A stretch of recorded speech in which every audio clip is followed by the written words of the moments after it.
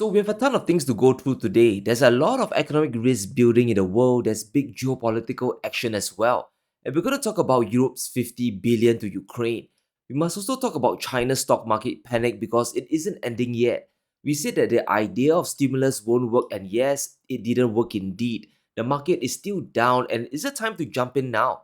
Then we have to talk about the absolutely insane US jobs report. We must cover this because it looks very weird to me, right? I'm concerned because it just doesn't make sense. It's like someone out there desperately wants Biden to stay in office. So just yesterday, the EU dropped a big bombshell. They have agreed to send Ukraine DR money, and we knew it was coming, and even Hungary couldn't stop it. In our lead story today, EU breaks deadlock on 50 billion euros for Ukraine after Orban caves. Hungary dropped their veto after the EU leaders said it was blackmail. I mean, the picture says it all, right? We have Olaf Scholz smiling, von der Leyen looking really creepy, Borrell and Macron, they're all smiles as well. Only Orban seems like he's at a funeral. So it's a wrap. The EU managed to arm twist Hungary. Ukraine's gonna get their money. They're gonna get $54 billion to fight the Russians, which means the war is gonna drag on and on. According to Zelensky, this money is gonna fund Ukraine well into 2027. So we could see this conflict drag on for 3 more years at the very least. Let's talk about the economic impacts of this. Firstly, this is going to drain the economies of the Eurozone members even further. It will drive them into further debt and take away more resources from their population to give Ukraine. If we look at their contributions so far, every 27 member state has given Ukraine something. The Baltic states like Estonia and Lithuania have contributed nearly 2% of their GDP. Even Germany has given almost 1% of their output as well. It's not a small amount of money, right? Considering Germany's GDP contracted by 0.3% last year, we could argue that the aid money does matter. And that's why we also have the farmers' protests breaking out across the EU, and their economic concerns are distressing. One of their demands was to restrict poultry, eggs, and sugar from Ukraine because a ton of them were coming in tariff free. And when you increase the supply of anything, it drives down prices. In this case, it squeezes farmers' profits when the cost of everything is much higher. Energy costs are going up, fertilizers are more expensive as well. And that's why it's rather bizarre that the EU is allocating so much money for Ukraine but not enough subsidies for their farmers. It's pure economics, right? When you produce more food, you drive down inflation. Now, the same can't be said for producing weapons. Now, the battle between Russia and the West is a war of financial attrition, right? It has always been about who can outlast the other, and with Europe pouring in another 50 billion euros, it's going to last quite a while longer. And this is where we need to analyze Russia's productive capacity as well.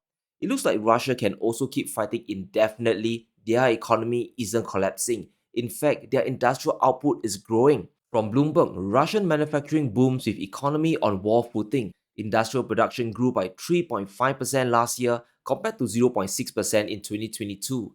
The output of weapons, aircraft, and combat vehicles have increased, which is exactly what you need to fight a war. According to the Kremlin's budget plans, Russia can keep this up for at least the next 3 years as well.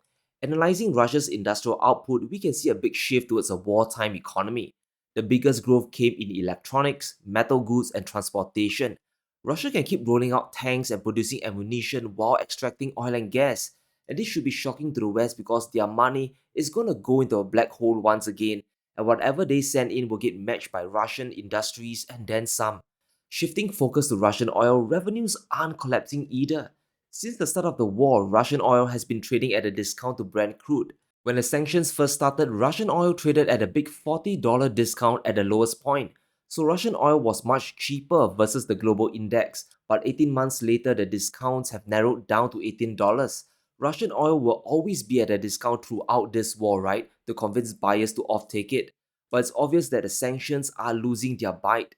The longer this conflict drags out, Russia will gather a bigger shadow fleet and sign more supply agreements, and those will sanction-proof themselves even further, allowing more oil to be sold at progressively higher prices.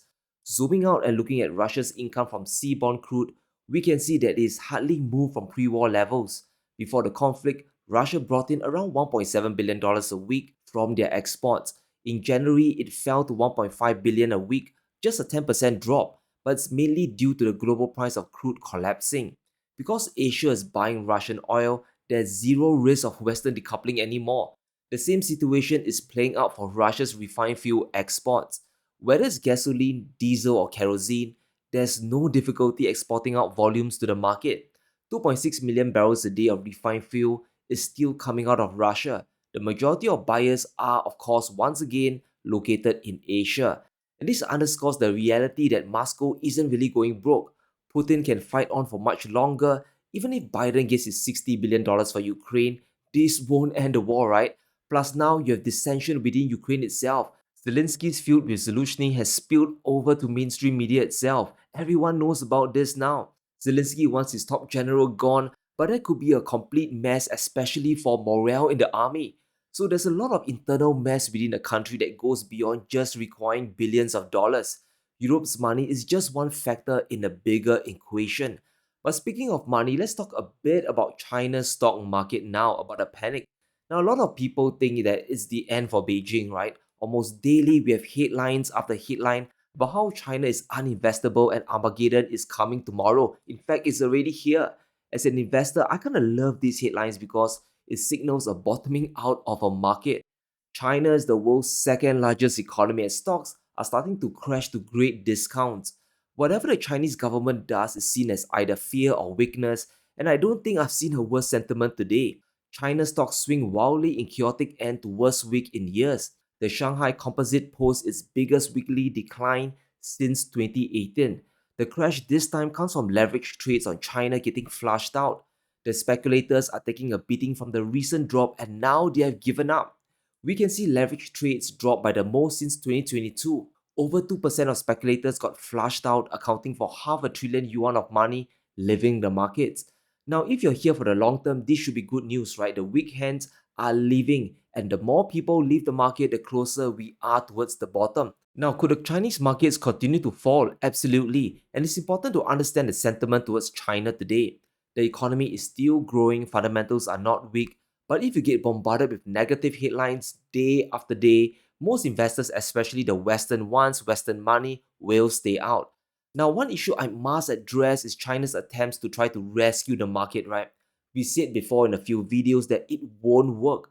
It will just create the opposite situation. You'll invite more questions than answers, and many investors will just sell into this artificial strength. From this chart, we can see how the expectations of the 2 trillion yuan rescue package have flipped. While the market recovered by 2%, it fell back down again because nothing fundamental has really changed. It doesn't matter if it's the US or Chinese market. When a country goes in to buy stocks, it's a stopgap measure that doesn't really last. You're not pumping money into the real economy, so there's no structural change coming. It's better that the Chinese government doesn't attempt any more rescues, right? Just stop rescuing. It won't work. Just focus on the economy because things are starting to reverse, especially in China's bond markets. Investors there, they have realized that, hey, Chinese bonds are actually outperforming US treasuries. For over a decade, Chinese bonds have gained in value consistently, while treasury bonds have gone practically nowhere, right? Remember what drives bond prices? Interest rate is the main driver. And because China's interest rates have been slowly dropping over time or staying consistent, investors are seeing a rise in bond values. Conversely, US bonds, especially on the long end, have collapsed by 30 to 40% in value thanks to the rate hikes from the Federal Reserve. And foreign investors, they are seeing this and they are piling back into yuan bonds again. Inflows are reaching nearly $50 billion a month, and it's quite simple to understand why. Because China's economy is still recovering and some parts are deflating, interest rates can't possibly rise.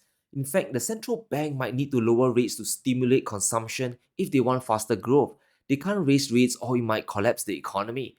Not only are you getting 2 to 3% yield annually, there's also a good chance that the bond value itself will rise over time. And we have to understand this because not every part of China is imploding. We must look beyond the headlines. And this is where we need to talk, of course, about the crazy US jobs report. Now, the numbers are out, and I've never seen such a BS on an epic scale. It seems that the US economy is flying to the moon. Employment is up by over 350,000 jobs in January.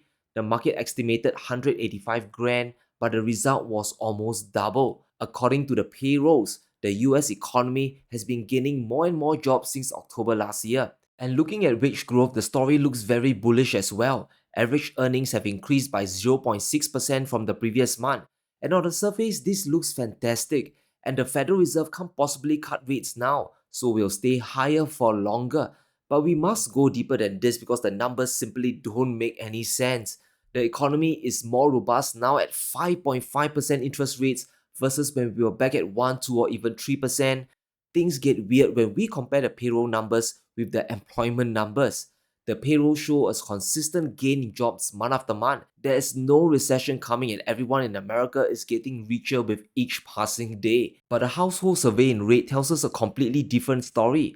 Employment is actually stagnating with a difference of almost 9 million jobs. It's like looking at two completely different economies, which tells me something is very wrong with all these government figures. That's just the raw numbers. Investigating further, we can see where these jobs are truly coming from. Since February 2023, all the gains have come from part-time jobs. In fact, full-time jobs have contracted by nearly 100,000 over the past 12 months. This is not a picture of health. They are all part-time gigs. People are losing their 9 to 5 jobs and replacing them with McDonald's and Wendy's, taking two part-time positions just to survive. ING Bank have admitted that these numbers are full of contradictions. Nearly all the jobs created in the US economy are part-time jobs. The average work week has fallen down to 34.1 hours, which is in recession territory. It has fallen back down to the 2020 lockdown levels. Let that sink in. In addition, the household survey also showed employment falling by over 30,000 jobs.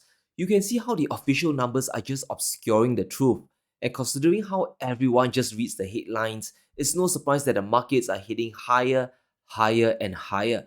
So going forward, guys, we can expect more blowout numbers from the jobs report month after month. I'm now convinced that the powers that be, whoever they are, wants Biden to win the elections. And the only way he can possibly win is if the US economy doesn't fall into a recession. Now, I'm sure that the numbers will get revised again, but it's the initial number that matters. It's the first headline figure that investors and Wall Street pay attention to. And I expect the US economy to chug along without a recession at least till November. This market no longer reflects reality and is something that we just have to accept here. But let's close this off with a BRICS update. It's a very big update because expansion is now official. According to South Africa's Pandora, 5 nations have joined. Saudi Arabia, Iran, Egypt, Ethiopia, and the UAE, they are all full members now of BRICS. 34 new countries also wrote in looking to join the bloc.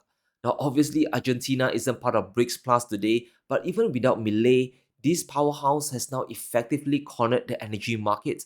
And there are a lot of things we can talk about the BRICS 10, but let's just focus on energy today. There's a reason why the G7 bands together, right?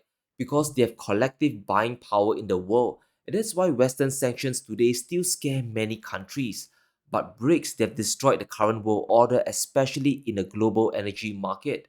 The West has to toss out the old playbook because BRICS is now a different animal. It has become a beast. BRICS today now controls 42% of global oil production. The big addition, of course, comes from Saudi Arabia and the UAE and Iran. Adding Russia to the mix, you now have a bloc controlling most of the world's production. But this next part is just as interesting. BRICS now accounts for 35% of global oil consumption, which means they have enormous power on the demand side as well. So if Saudi Arabia, for example, gets sanctioned by Western economies, they can just as easily sell oil to the BRICS nations, including India and China. And these are economies that are growing, and with growth comes increased demand for energy. By having both supply and demand power, you can already suspect what comes next, right? The BRICS could always start buying and selling oil in local currencies. Using the dollar is no longer essential anymore in bilateral trade. Analyzing the energy flow, we can see that the majority of oil exports within BRICS flows to just 3 countries: China, India, and Egypt. And this means the biggest exporters of oil, including Russia and Saudi Arabia and Iran, have sanction-proof themselves effectively. We know that the Chinese and the Indians, they'll buy oil from anyone, it's just a matter of price. So you can see how the dynamics have suddenly shifted. And going forward, we can expect the BRICS countries to conduct more bilateral trade. It's just a matter of time before the big shoe drops, when Saudi Arabia eventually sells their oil in local currencies, no longer exclusively in the US dollar. But let me know what you think. Will BRICS change the global economy? And with Ukraine getting money from Europe, will the United States be next in line? Let me know in the comments below. Stay safe, be sure to smash the like button and subscribe. as we navigate through these crazy times.